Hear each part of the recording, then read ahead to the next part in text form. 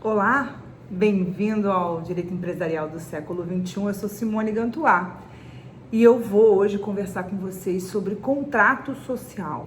Tá? A gente vai conversar sobre esse tema. Se você tem gostado dos nossos vídeos, dá um like, subscreve o canal para que a gente possa continuar produzindo bons vídeos para vocês sobre temas que sejam relevantes e interessantes, seja para quem está estudando, seja para quem está militando no direito empresarial.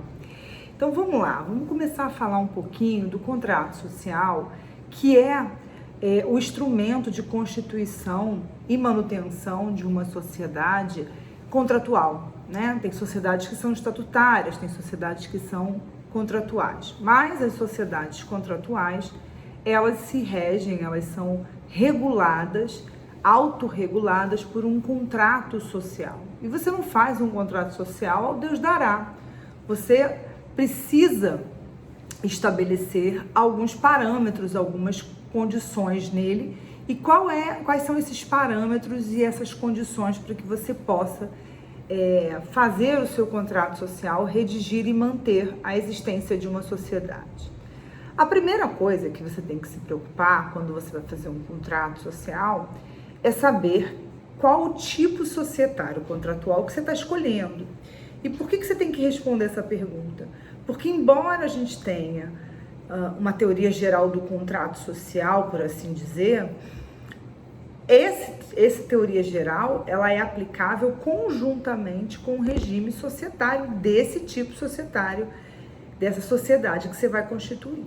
Então, por exemplo, se eu vou constituir uma sociedade simples, eu tenho que olhar para o regime jurídico dela, que vai do artigo 997 ao artigo 1038, e, simultaneamente, estudar a teoria geral dos contratos sociais, né? Por assim dizer. A gente nunca não me lembro de ter visto nenhum autor falando de teoria geral dos contratos sociais, mas a gente tem algumas regras básicas que são comuns para qualquer sociedade. Então, é para isso que eu tenho que olhar. Se for uma limitada, eu vou olhar do artigo 1052 a 1087 e mais a teoria geral dos contratos sociais. E quando a gente fala numa teoria geral, e essa ideia da aula de hoje não é falar como é que você faz o contrato social de uma limitada, como é que você faz o contrato social de uma sociedade simples, não é isso, é te dar uma regra geral e você, a partir desse esqueleto central, você conseguir, olhando para o regime jurídico da sociedade que você está constituí-la adequadamente, fazer o teu contrato social e registrar o teu contrato social.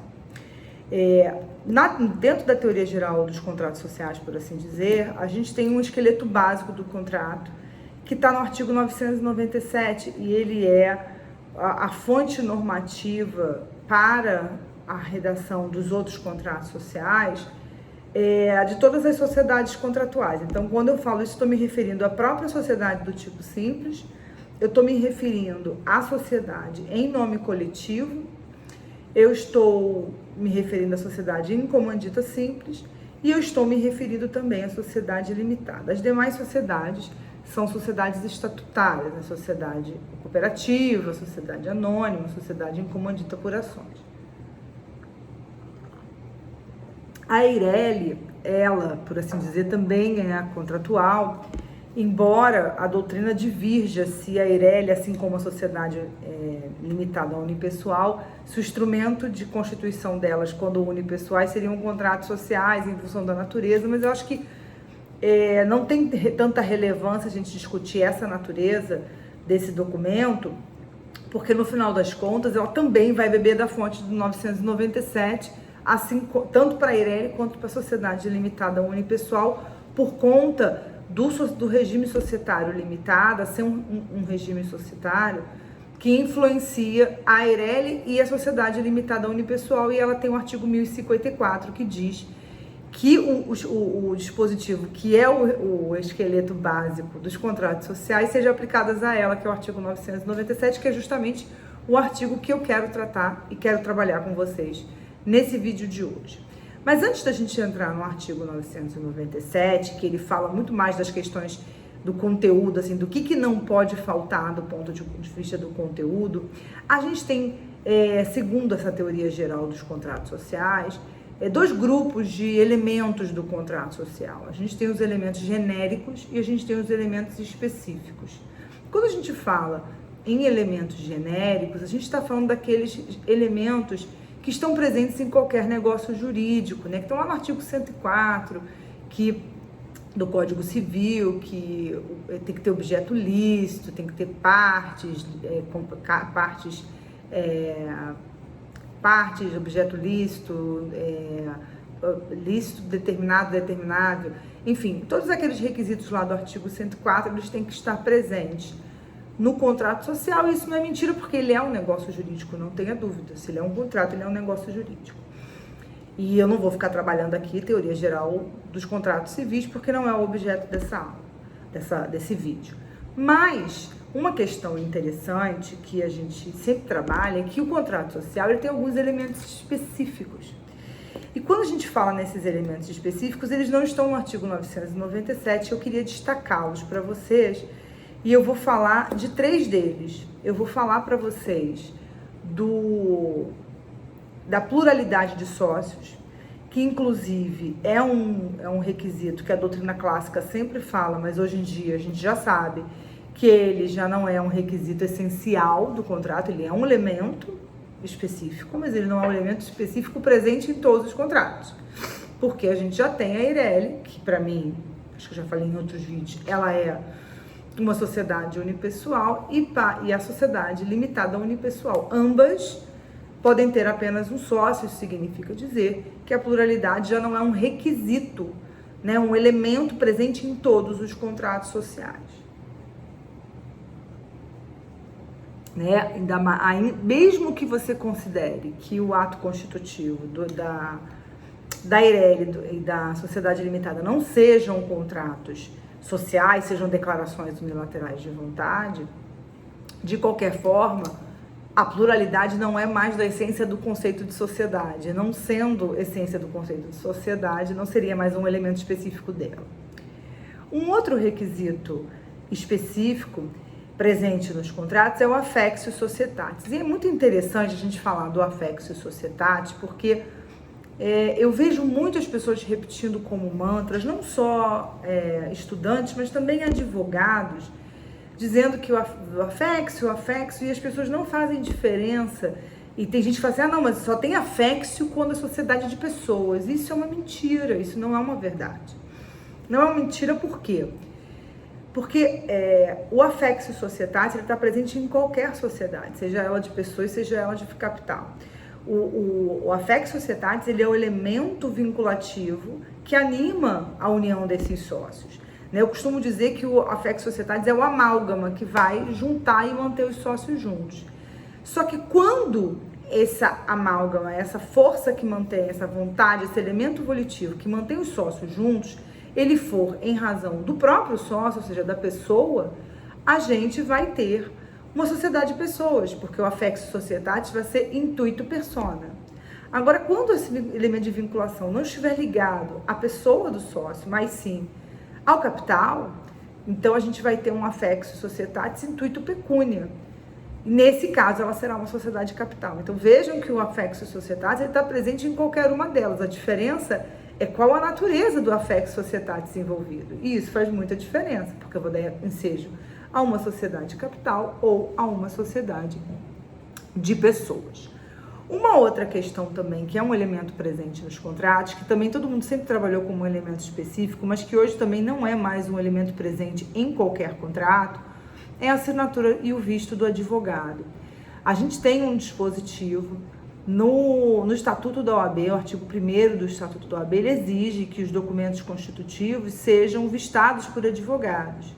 Só que a Lei Complementar 123 de 2006 passou a dispensar esse visto, acho até que vai baratear a elaboração dos contratos pelas microempresas e empresas de pequeno porte. Ela passou a dispensar essa assinatura no visto desses entes.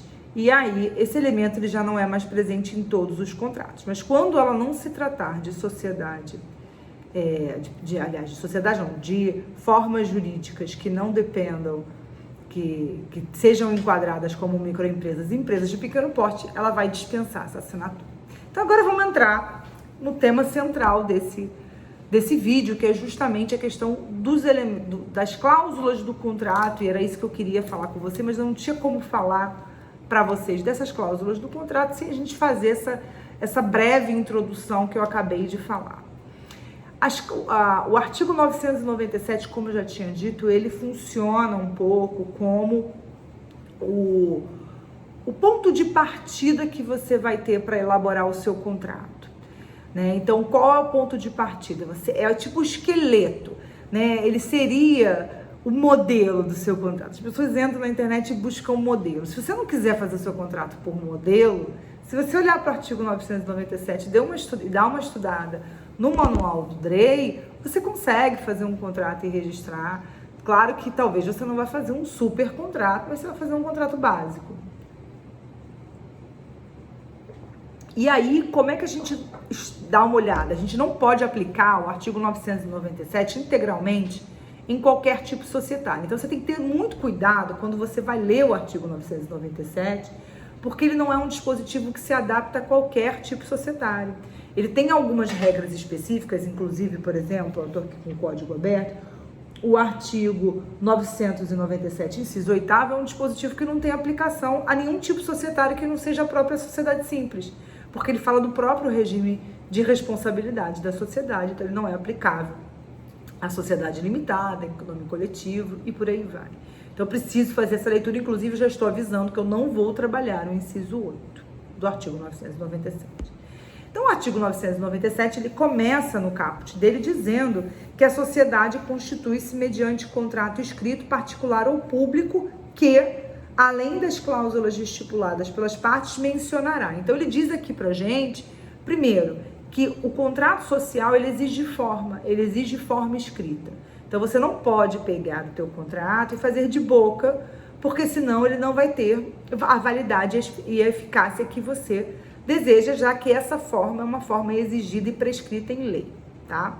Ela pode ser por instrumento particular ou público. Eu acho que eu não vejo uma constituição de uma sociedade contratual por instrumento público, acho que há milênios, assim, porque realmente ninguém gasta esse dinheiro, porque é muito caro, ainda mais para quem está começando, você fazer uma escritura pública, né? Então, eu não vou nem dizer quanto que custa mais ou menos, porque senão vai ficar defasado esse vídeo, acho que não vale a pena, mas se você quiser se informar, basta você ligar para o escrivão de um cartório de ofícios e você vai ter uma ideia de quanto é que custa isso, fora o registro da sociedade que você tem que pagar na junta comercial.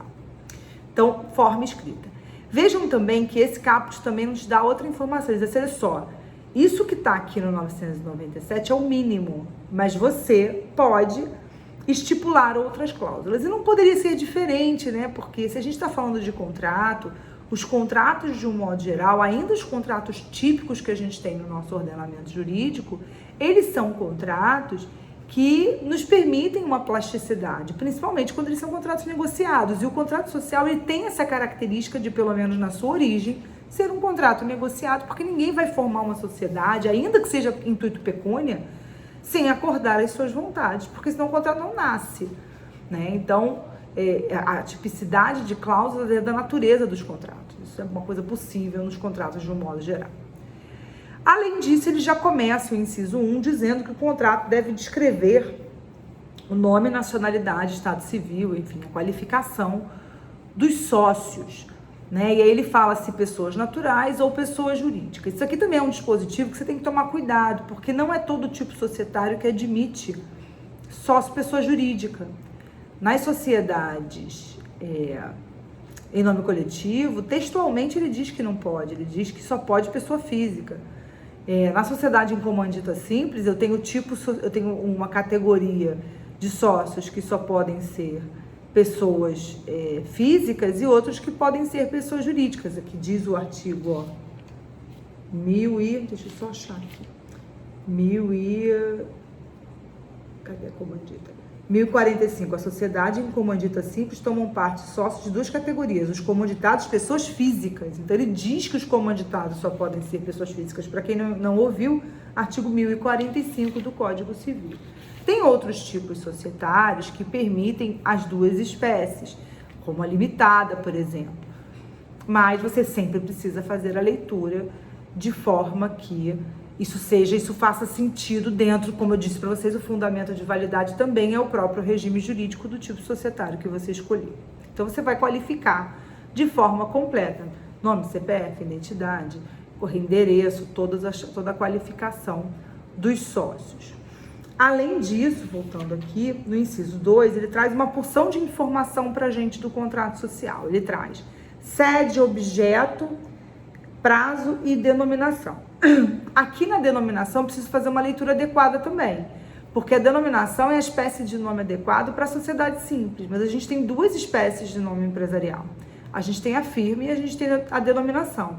Tem tipos societários que só admitem firma. Tem tipos societários que admitem firma e denominação. E tem tipos societários como esse aqui que a gente está lendo, que é um dispositivo que está dentro do capítulo de sociedade simples, só admite denominação. Então, eu preciso ler esse dispositivo de uma forma que isso faça sentido para quem está constituindo a sociedade. Então, você vai escolher conforme o tipo societário, aquele que é possível ou entre aqueles que são possíveis para aquele tipo societário. Você vai escolher seu nome social, nome empresarial, nome civil da sociedade. Além do nome, ele também diz nessa cláusula que eu preciso estabelecer o objeto. O objeto social é o que a sociedade vai exercer efetivamente. Se ela vai vender, se ela vai distribuir, se ela vai exportar, importar, se ela vai prestar serviço, enfim, uma gama infindável de coisas que você vai ter que adaptar ao CNAE, né? São os códigos da Receita Federal para enquadramento da sua atividade econômica. Então, seu contrato precisa conversar com o CNAE. Muito comum quando você chega com um contrato pronto, o contador chega para você e fala assim, você tem que adaptar isso aqui, porque não tem isso aqui. E às vezes até eu brigo com eles, que eu falo assim, olha só, você pode não existir, mas eu posso fazer uma atividade que ainda não está cadastrada, eles que cadastrem, né? Eu posso até botar uma que esteja, mas eu posso botar outras. Eu nunca fui impedida de registrar quando eu extrapolava a lista do CNAE. Além disso, também ele fala que em sede eu preciso determinar onde que vai funcionar a sede da sociedade, né? A sede social da sociedade, e o prazo de duração. Tem sociedades que têm prazo determinado, tem sociedades que têm prazo indeterminado. Eu preciso dizer isso no meu contrato social. Existe uma cláusula que tem que constar dos contratos, mas que não está aqui no artigo 997, que é o prazo do exercício social. A gente precisa determinar no nosso contrato o prazo do exercício social, que, via de regra, a gente estabelece como um ano civil. E a gente faz assim, dessa forma, para poder facilitar a vida da sociedade também em relação à apresentação e fechamento das contas e também com o imposto de renda. Então, a gente acaba colocando o ano civil, mas a lei não determina que tenha que ser o ano civil, não, tá? Esse é o que a gente costuma colocar nos contratos. Depois eu tenho que estabelecer o capital social, que tem que ser expresso em moeda corrente, podendo compreender qualquer espécie de bens suscetíveis de avaliação em dinheiro, a cota social de cada sócio no capital social e a forma de realizá-la. E tem mais um aqui que eu gosto sempre de comentar esses três aqui. E aqui a prestação, o outro eu falo depois. Ele fala do capital social e das cotas. Por que eu gosto de falar desses juntos? Porque embora o capital social ele seja estimado pelos sócios, ele é subdividido entre eles em relação à assunção da obrigação pelos sócios. Porque quando eu estabeleço um capital social, eu digo, olha, essa sociedade tem um capital de 100 mil reais. Quantos sócios são? 3 sócios? Quanto cada um vai subscrever do capital? Pode ser que um subscreva 10 mil e os outros 90 se dividem a metade entre os dois. A lei não determina qual a proporção. Depende do fôlego de cada um, de quanto que eles chegaram num acordo que cada um vai ter, né? Então, eu posso ter aportes financeiros totalmente diferentes. Isso não é uma obrigação. Então, quando eu estabeleço o capital social, eu estabeleço quem vai subscrever o que do capital e como que cada um vai realizar esse pagamento. E é isso que está descrito tanto no inciso 3 quanto no inciso 4 do artigo 997. Então, o contrato social, ele passa obrigatoriamente por esse ajuste de quanto que eu tenho de capital, que esse capital tem que ser um capital necessário para a sociedade nascer e se desenvolver, e eu preciso estabelecer quantas cotas cada sócio vai ter, tá? Lembrando que isso tudo tem que ser em dinheiro, e a integralização pode ser em bens suscetíveis de avaliação em dinheiro e pode ser também em dinheiro, em espécie, em direitos, em créditos, em uma porção de coisas. E para a gente parar aqui e falar um pouquinho, ele fala aqui das prestações que o sócio que contribua com o serviço vai prestar como forma de integralização da sua parte no capital, embora ele não subscreva capital exatamente, não titularize capital, mas ele precisa determinar de forma clara o que ele vai fazer na sociedade para dar direito a ele a percepção de rentabilidade, de resultado na sociedade. Essa é uma cláusula também que só se aplica à sociedade do tipo simples, né? Pelo menos nas sociedades empresárias, elas não são admitidas, a doutrina não admite sócio que contribua com o serviço em sociedades empresariais, e em particular na sociedade limitada a gente tem uma limitação do artigo 1055, parágrafo 2º, então eu não posso, na sociedade limitada, ainda que ela seja uma sociedade de natureza simples, eu não posso ter no contrato social um sócio que contribua com o serviço. Ah, Simone, mas pô, eu tenho uma amiga minha que fez isso, só que ela não disse que não fez. Pois é, só que ela não disse que não fez, então o contrato foi registrado por isso, porque ela não disse que não fez. Ela disse, no contrato social consta alguma coisa que ela assinou, que ela colocou algum dinheiro. Pode ser uma simulação? Pode ser uma simulação, mas para quem vê o contrato, acredita que aquilo ali houve uma integralização do capital, e é isso que conta, pelo menos formalmente falando. E em relação à questão do inciso 6º, que ele fala da administração da sociedade, isso também é uma cláusula obrigatória do contrato, não só da indicação de quem vai ser o administrador da sociedade, mas também toda a cláusula de administração, como que vai ser administrado, se o administrador vai ser nomeado no contrato, se ele vai ser nomeado em contrato separado, como é que é feita a eleição, se há uma mudança periódica de administrador, isso tudo tem que estar regulado no contrato, tá? A cláusula da administração, inclusive delimitação de poderes, também é uma cláusula importante de estar no contrato, e tudo mais que envolve. E a última cláusula que eu vou falar também obrigatória é a cláusula de distribuição de resultado, né? A participação nos lucros e nas perdas é uma cláusula de existência obrigatória, e uma cláusula que não pode dispor no sentido contrário, no sentido de dizer que ninguém vai participar das perdas, nem ninguém vai participar do lucro, sob pena de nulidade. A gente tem um dispositivo aqui, que é o artigo 1008, que diz: é nula a estipulação contratual que exclua qualquer sócio de participar nos lucros e nas perdas. Então, ele é uma cláusula de observância obrigatória que está estipulada e tem uma consequência jurídica muito grave, que é a nulidade do contrato ou da cláusula se você eximir o sócio de responsabilidade ou participação nos lucros, porque é do jogo você participar dos lucros, senão ninguém quer investir numa sociedade, não é verdade? Então é isso. A gente tem o artigo, como eu falei para vocês, o inciso 8º, ele é um inciso que não se aplica, porque ele se aplica especificamente à sociedade do tipo simples e não às demais. É um regime, inclusive uma caixa de Pandora esse dispositivo, porque a gente tem um regime societário de responsabilidade na sociedade do tipo simples bastante complexo. Não é fácil entender, não é fácil. De repente até faço um outro vídeo qualquer dia desse sobre isso, porque a gente não tem muita definição em relação à interpretação sobre isso, mas é fato que esse dispositivo não tem aplicação a toda e qualquer sociedade. Então eu quis nesse vídeo explicar para vocês de forma clara quais seriam efetivamente os elementos do contrato social. Então, só para a gente recapitular: forma escrita, instrumento particular ou público, amplitude de cláusulas.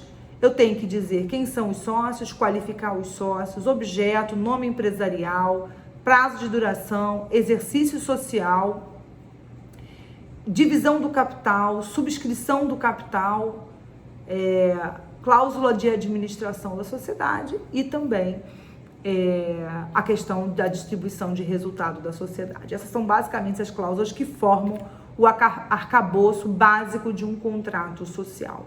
Com isso a gente termina esse vídeo e eu peço para você que, se você gostou, se você está gostando do material que a gente está colocando aqui para vocês no canal, subscreve, dá o seu like e a gente vai poder com o tempo trazer outras coisas cada vez mais interessantes para você que gosta do direito empresarial, que quer militar no direito empresarial. E eu espero vocês até a próxima. Tchau!